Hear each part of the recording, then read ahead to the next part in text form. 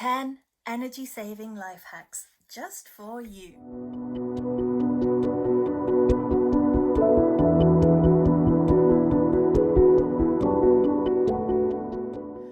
Hi, I am Eliziam and welcome to my channel.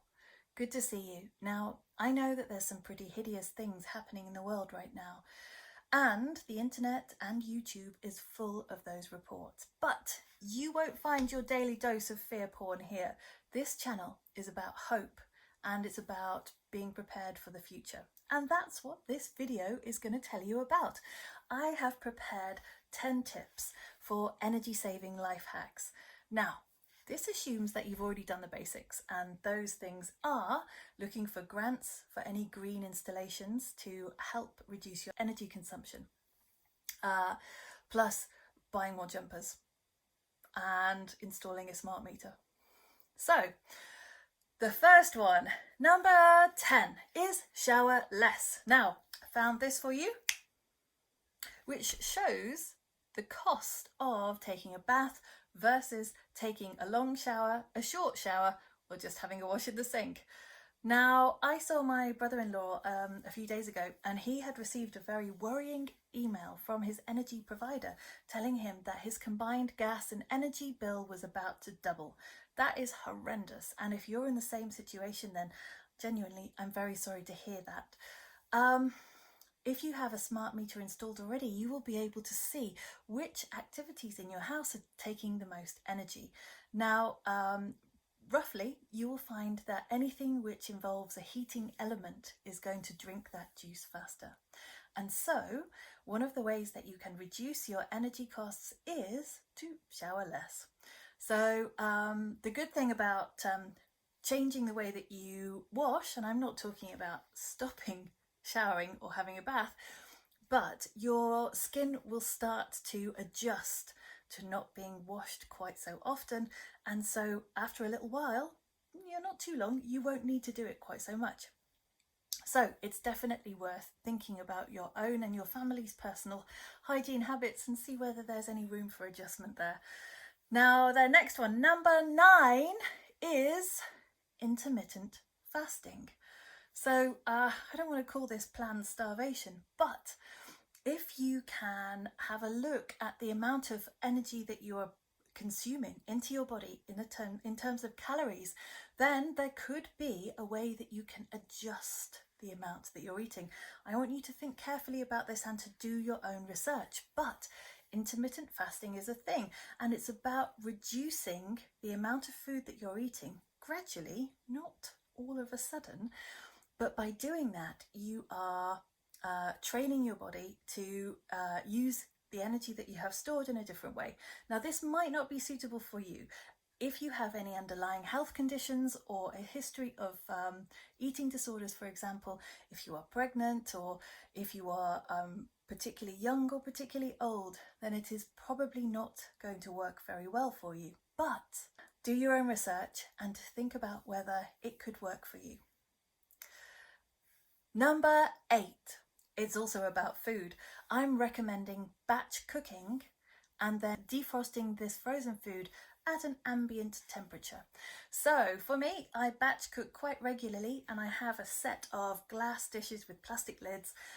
So I cook big batches of lasagna or chili or curry, and then I take them out of the freezer and let them defrost at room temperature so that the amount of energy I need to use in heating them up is minimalized. Because you are using energy all in one go to cook a big pot of something, it is better than cooking those meals individually. Number 7. Number 7 is about drinking hot drinks. Now, if you're someone who likes a cup of tea and coffee, I drink tea all the time, then you could try double brewing. So double brewing is making 2 instead of just 1, and then sticking the extra one in a flask for later. I know that that's not going to make a massive difference, but if you are boiling the kettle regularly through the day, it will add up. Number 6 is about transportation. So, I don't know whether you've noticed, but the cost of fuel is already rising, and it's probably going to get worse. So, think very carefully about the journeys that you need to take. If you are going in one direction, can you do all of the other stuff that you need to do in the day at the same time? So for example, taking the kids to school plus going to the supermarket, bish, done, rather than making those extra journeys. You might be eligible for a bus pass. Wouldn't that be wonderful? It's absolutely worth checking. Number 5 is lift share. Now, do you live in a place which has a lift share scheme so that you can combine journeys with other people around you? I know it's not always possible, and maybe it's not the most comfortable way to use a vehicle, but it could work. Number 4, also about food. Now, I'm thinking about whether you can grow some of your own food. You don't have to have a massive amount of space to do this. In fact, it's probably better if you start small scale. So could you have a vegetable patch in your garden? Could you have window boxes that you can grow some food in? Even if you just have a sprouter in your house, you can use a jar that you can just grow some grains inside, and then you can eat them when they're freshly sprouted. Number 3. Okay, so this is about what you do in your time, in your free time. So can you write a list of your favourite activities and put it into 2 sides? The side that uses the most energy, the side that uses the least energy, and maybe do more of this instead of this. And I suppose, we're getting lighter nights and hopefully warmer weather, so we'll all be able to spend more time outside in the fresh air doing things that we like. Number 2 is to use your library. So libraries are an amazing and often underused public resource. So here's a place that you can be warm and safe and you can do stuff, and you don't have to worry about heating your house quite so much.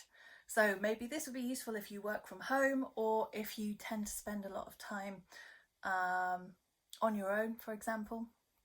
A library could be an absolute lifesaver. And the last one, number 1, buddy up. Now, buddying up could have many different forms. You could have someone move in with you.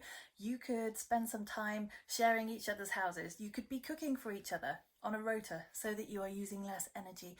You could be sharing lifts with each other, spending time in each other's houses to save on heating costs. Now, obviously, you need to do this in a very COVID responsible manner, but this could be a way for you to reduce your energy usage. So there are 10 ways in which you can reduce your energy usage. If you can think of anything else, I would love you to stick it down in the comments below. Here's a couple of extra videos for you to have a look at, and if you want to get in touch, all of the normal ways are listed below.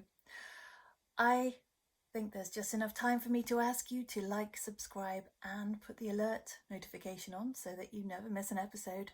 And remember, if you like this channel, don't tell me, tell your friends. I'll see you next time.